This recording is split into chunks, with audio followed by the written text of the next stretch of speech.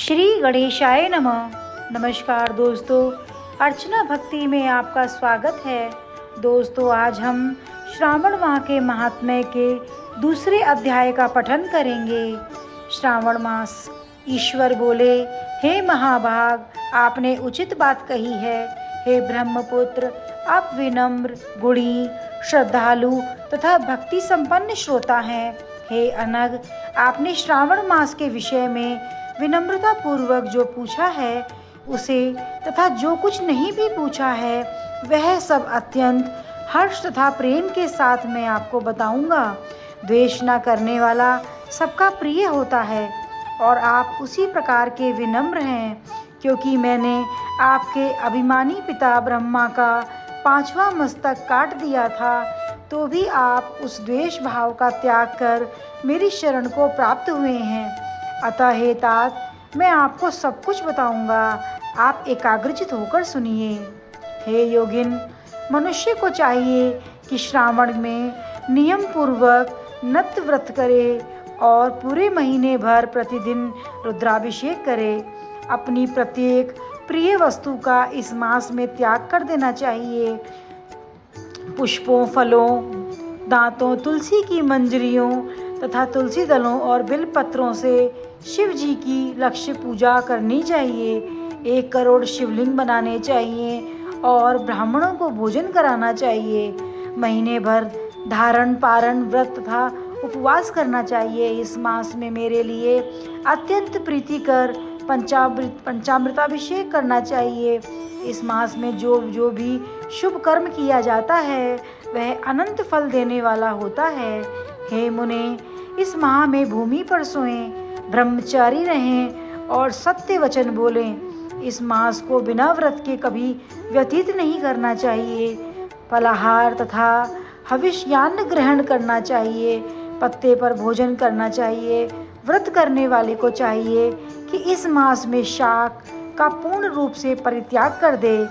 हे मुनि श्रेष्ठ, इस मास में भक्ति युक्त होकर मनुष्य को किसी न किसी व्रत को अवश्य करना चाहिए।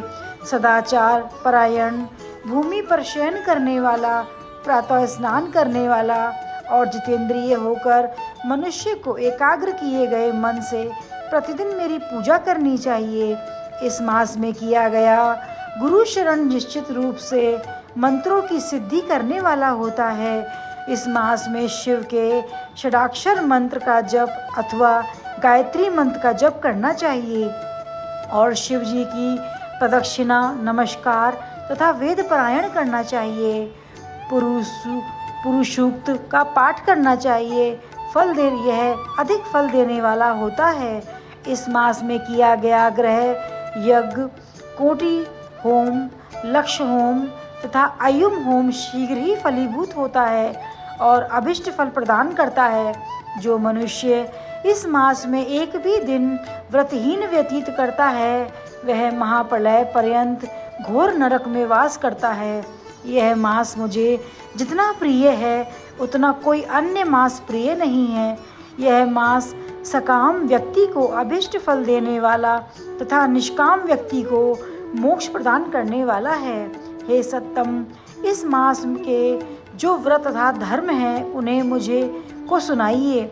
रविवार को सूर्य व्रत तथा सोमवार को मेरी पूजा व नक्त भोजन करना चाहिए। श्रावण मास के पहले सोमवार में आरंभ करें के 3.5 महीने का रोटक नामक व्रत किया जाता है। यह व्रत सभी वांछित फल प्रदान करने वाला है। मंगलवार को मंगल गौरी का व्रत, बुधवार व बृहस्पतिवार के दिन इन दोनों वारों का व्रत, शुक्रवार को जीवंतिका व्रत और शनिवार को हनुमान तथा नरसिंह का व्रत करना बताया गया है। हे मुने, अब तिथियों में किए जाने वाले व्रतों का श्रवण करें। श्रावण के शुक्ल पक्ष की द्वितीय तिथि को औदुंबर नामक व्रत किया होता है। श्रावण के शुक्ल पक्ष की तृतीया तिथि को गौरी व्रत होता है। इसी प्रकार शुक्ल की चतुर्थी तिथि को दुर्वा गणपति नामक व्रत किया जाता है। हे मुने, उसी चतुर्थी का दूसरा नाम विनायक चतुर्थी भी है। शुक्ल पक्ष में पंचमी तिथि नागों के पूजन के लिए प्रशस्त होती है। हे मुनि श्रेष्ठ, इस पंचमी को रौरकल्पादी नाम से जानिए। षष्ठी तिथि को सुपोधन व्रत और सप्तमी तिथि को शीतला व्रत होता है। अष्टमी तथा चतुर्दशी तिथि को देवी का पवित्रारोपण व्रत होता है। इस माह के शुक्ल तथा कृष्ण पक्ष की दोनों नवमी तिथियों को नक्त व्रत करना बताया गया है।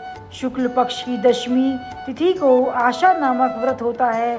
इस माह में दोनों पक्षों में दोनों एकादशी तिथियों को इस व्रत की कुछ और विशेषता मानी गई हैं। श्रावण मास के शुक्ल पक्ष की द्वादशी तिथि को श्री विष्णु का पवित्रारोपण व्रत बताया गया है। इस द्वादशी तिथि में भगवान श्रीधर की पूजा करके मनुष्य परम गति को प्राप्त करता है। उत्सर्जन, उपाकर्म, सभादीप, सभा में उपाकर्म, इसके बाद रक्षाबंधन, पुनः श्रवणाकर्म, सर्प बलि और हयग्रीव का अवतार, ये 7 कर्म पूर्णमासी तिथि को करने हेतु बताए गए हैं। श्रावण मास के कृष्ण पक्ष में चतुर्थी तिथि को संकष्ट चतुर्थी व्रत कहा गया है और श्रावण मास के कृष्ण पक्ष की पंचमी तिथि के दिन मानव कल्पादी नामक व्रत को जानना चाहिए।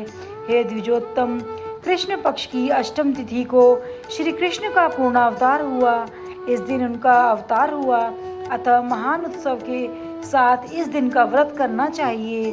मुनि श्रेष्ठ, इस अष्टमी को मनवादी तिथि जानना चाहिए। श्रावण मास की अमावस्या तिथि को पिठोरा व्रत कहा जाता है। इस तिथि में कुशों का ग्रहण और वृषभों का पूजन किया जाता है। इस मास में शुक्ल पक्ष की प्रतिपदा तिथि से लेकर सब तिथियों के पृथक पृथक देवता हैं। प्रतिपदा तिथि के देवता अग्नि, द्वितीया तिथि के देवता ब्रह्मा, तृतीया तिथि की गौरी और चतुर्थी के देवता गणपति हैं। पंचमी के देवता नाग हैं और षष्ठी तिथि के देवता कार्तिकेय हैं। सप्तमी के देवता सूर्य और अष्टमी के देवता शिव हैं। नवमी की देवी दुर्गा, दशमी के देवता यम और एकादशी तिथि के देवता विश्वदेव हैं कहे गए हैं। द्वादशी के विष्णु तथा त्रयोदशी के देवता कामदेव हैं। चतुर्दशी के देवता शिव, पूर्णमासी के देवता चंद्रमा और अमावस्या के देवता पितृ हैं। ये सब तिथियों के देवता कहे गए हैं। जिस देवता की जो तिथि हो उस देवता की उसी तिथि में पूजा करनी चाहिए। प्रायः इसी मास में अगस्त्य का उदय होता है। हे मुने, मैं उस काल को बता रहा हूँ, आप एकाग्रचित होकर सुनिए। सूर्य के सिंह राशि में प्रवेश करने के दिन से जब 12:40 घड़ी व्यतीत हो जाती है तब अगस्त्य का उदय होता है। उसके 7 दिन पूर्व से अगस्त्य को अर्घ्य प्रदान करना चाहिए।